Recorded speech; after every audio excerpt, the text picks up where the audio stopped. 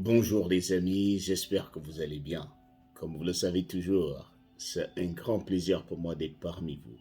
Je suis le général Alligator et si c'est la toute première fois que vous me voyez, rassurez-vous que cela ne soit pas la dernière. Alors, laissez-moi vous dire que vous êtes sur la chaîne Général Alligator, chaîne YouTube. Ici, on parle de différents visas américains.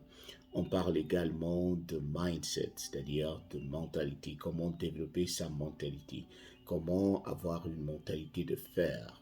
Parce que, laissez-moi vous dire, dans ce monde, ce monde n'est pas fait pour ceux qui sont faibles. Ce monde n'est pas fait pour ceux qui pleurent tout le temps, pour ceux qui accusent les autres lorsque tout va mal. Mais ce monde est fait pour les alligators, des gars qui se relèvent toujours après chaque chute. Il n'est pas interdit de tomber, mais il est formellement interdit de rester au sol. Donc les amis, aujourd'hui, nous allons apprendre les 5 façons de perdre sa carte verte aux États-Unis.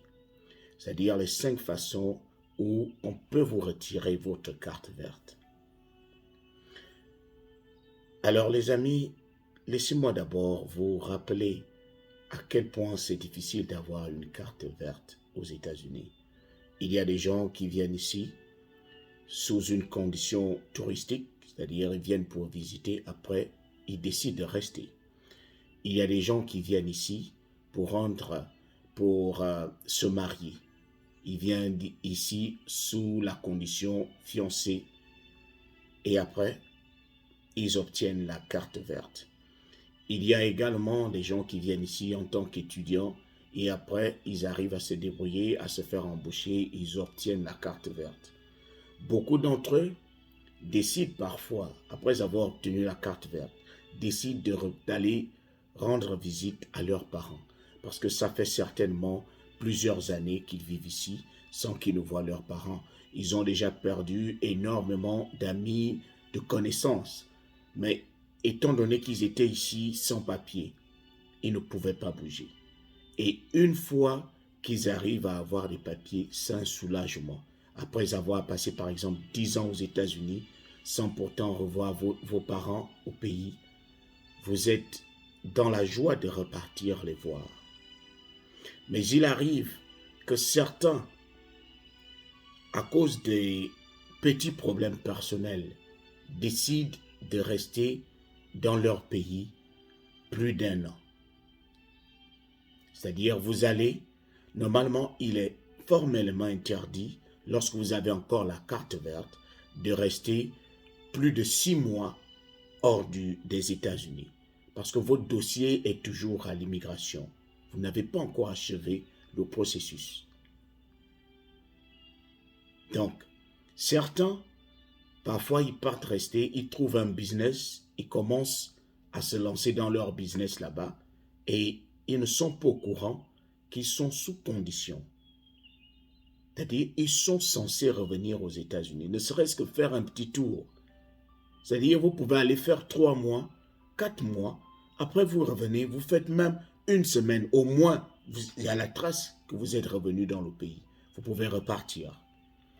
Il y a aussi des gens qui y vont pour passer les vacances et finissent par tomber sérieusement malades. Et ils décident de se faire traiter à l'indigénat, c'est-à-dire de manière traditionnelle.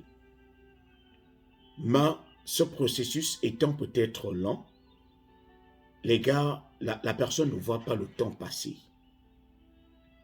Et lorsque la personne recouvre sa santé, la personne décide de revenir aux États-Unis, elle est bloquée à l'aéroport parce qu'elle a passé plus d'1 an hors des États-Unis et la personne n'a plus accès aux États-Unis.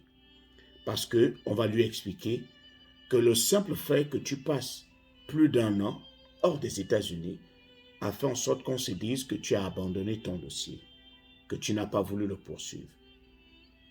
Donc, ça c'est la toute première raison. Les gens qui ont tout fait pour avoir la carte verte et décident d'aller hors du pays, d'aller en vacances ailleurs, et les vacances se tournent peut-être, les vacances tournent peut-être au vinaigre.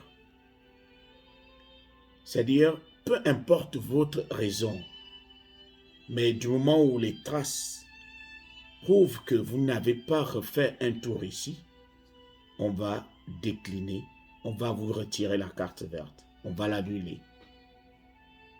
Et là, c'est grave. Vous serez obligé d'être coincé dans votre pays alors que vous étiez sur le point de finir votre processus et d'aller partout où vous voulez. Donc, retenez-le, lorsque vous avez la carte verte, cela ne veut pas dire que vous êtes déjà au bout du tunnel. Non, la carte verte, parfois, elle est conditionnée. On vous donne d'abord, si vous êtes venu et que vous vous êtes marié, vous aurez d'abord une carte verte provisoire, c'est-à-dire de 2 ans. Pendant 2 ans, vous allez circuler avec votre carte verte. C'est après qu'on va vous donner une carte verte de 10 ans. Et lorsque vous finissez avec ces 10 ans-là, bien avant que vous n'ayez fini les 10 ans, vous pouvez décider, après 5 ans ou après 3 ans, tout dépend de la date à laquelle vous avez eu votre green card, carte verte, vous pouvez décider de devenir américain, demander la nationalité. Mais tant que vous avez encore la green card, vous êtes sous condition. Vous êtes censé ne pas passer plus d'un an. Moi, je vous conseillerais de ne pas dépasser les 6 mois lorsque vous allez en visite quelque part. Cela vous permet d'être dans la fourchette, de ne pas avoir des problèmes après à l'aéroport en cherchant à revenir. Parfois, certains vont avec leurs enfants et ils sont coincés. Ils ne peuvent pas revenir ici pour inscrire leurs enfants. Donc, faites très très attention. Ça, c'était la toute première raison. La seconde, peut-être que quelqu'un qui a la carte verte s'est finalement enrichi. Cette personne est devenue riche. Et étant donné que les États-Unis imposent toujours des taxes, disons des impôts, c'est-à-dire peu importe votre gain, votre richesse, vous allez subir des impôts. Et ici, ils ne blaguent pas avec. Celui qui ne paye pas des impôts est susceptible d'être poursuivi par la loi. Vous serez poursuivi en justice. Vous pouvez aller en prison parce que vous ne payez pas les impôts. Donc, certains qui ont la carte verte peuvent parfois décider d'aller vivre ailleurs pour dire, je sais que si je garde ma fortune ici, on va me la disséquer, on va me la couper et je n'aurai plus assez parce qu'on parlera d'impôts. Donc, ces personnes-là, parfois décident d'abandonner leur carte verte pour dire, je préfère aller vivre ailleurs avec mon argent. Ça, c'est la deuxième raison. La troisième raison peut aussi être que vous vous êtes marié ici. Vous vous mariez. Et les services de l'immigration décident ou bien découvrent après un petit temps que votre mariage n'était pas basé sur l'amour. C'est-à-dire, il y a une information qui a fuité et l'information confirme que votre mariage n'était pas basé sur l'amour. Par exemple, on découvre que vous vous êtes marié à votre frère et votre frère voulait seulement vous donner des papiers, ou on découvre par un mail ou un autre, ou quelqu'un allait appeler l'immigration au sujet de votre cas, en disant que certainement vous lui avez donné de l'argent euh, pour qu'il vous donne des papiers. Boum, on vient vous saisir et on vous retire votre carte verte. Parce que pour l'immigration, vous avez trahi la loi américaine. Vous avez fraudé. Et une fois que c'est un cas de fraude, on va vous sévir. Ils sont obligés de vous retirer votre carte verte. Certainement, vous rapatrier. Donc, faites très très attention. Vivre aux États-Unis, mais avec beaucoup de prudence. Beaucoup de prudence. Et n'oubliez surtout pas, parfois, ce sont les personnes qui nous entourent qui sont aussi à l'origine de notre chute.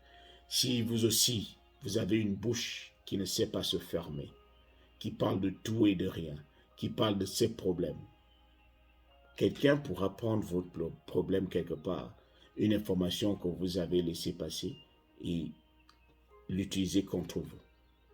Donc, soyez très, très prudents. Alors, la quatrième raison peut aussi être le fait que vous soyez reconnu coupable d'un crime aux États-Unis. Imaginez que vous avez la carte verte et vous allez à une soirée. Dans cette soirée-là, il y a une bagarre, vous déclenchez une bagarre. Vous prenez votre arme, vous tirez sur quelqu'un, vous tuez quelqu'un, ou vous violez quelqu'un. C'est un crime. Alors que vous n'avez que la green card, on va vous la retirer, on vous fout en prison. Et une fois que vous finissez votre peine, on vous renvoie dans votre pays. Pour eux, vous n'êtes pas digne de leur pays. Donc, il est important de faire très très attention. Faites très très attention. Vous n'êtes pas celui qui a la carte verte doit tiptoe, doit marcher sur la pointe des pieds. Doit marcher sur la pointe des pieds. Et l'autre raison, c'est que lorsque vous vous mariez, la dernière raison, c'est-à-dire la cinquième, lorsque vous vous mariez à quelqu'un qui a la nationalité américaine, la condition, c'est que une fois que vous vous mariez et que vous avez lancé le processus des papiers, on va d'abord vous envoyer le permis de travail. C'est ensuite, après l'interview à l'immigration, on va vous donner la carte verte. Et cette carte verte est provisoire. C'est une carte verte de 2 ans. Donc, on se dit que le mariage est censé durer 2 ans. Et après, vous reviendrez passer une autre interview pour lever la condition des 2 ans. Je ne sais pas si on se fait comprendre.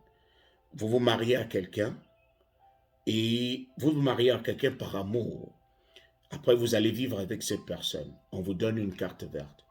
Après 2 ans de vie commune, vous revenez. Et lorsqu'on remarque parce que c'est toujours après 2 ans qu'on sent que le mariage était basé sur de l'amour, on va vous donner une carte verte de 10 ans.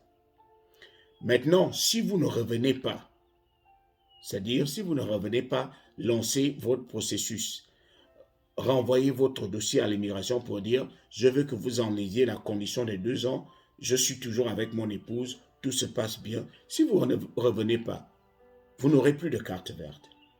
Parce que la condition, c'est la carte verte que vous aviez était une carte verte provisoire et qui avait une validité de 2 ans, pas plus. Maintenant, après les 2 ans, vous êtes censé repartir pour qu'on vous donne celle de 10 ans. Et si vous ne le faites pas, vous allez perdre votre carte verte. Vous n'en aurez plus. Donc, après 2 ans, la carte verte n'est plus valable.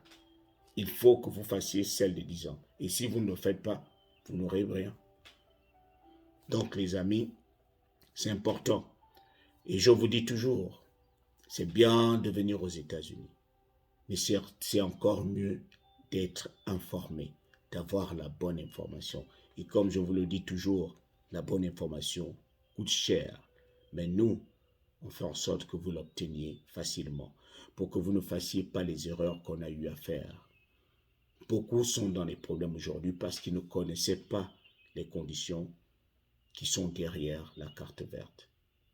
Mieux vaut connaître ces informations maintenant pour que vous sachiez vous comporter plus tard.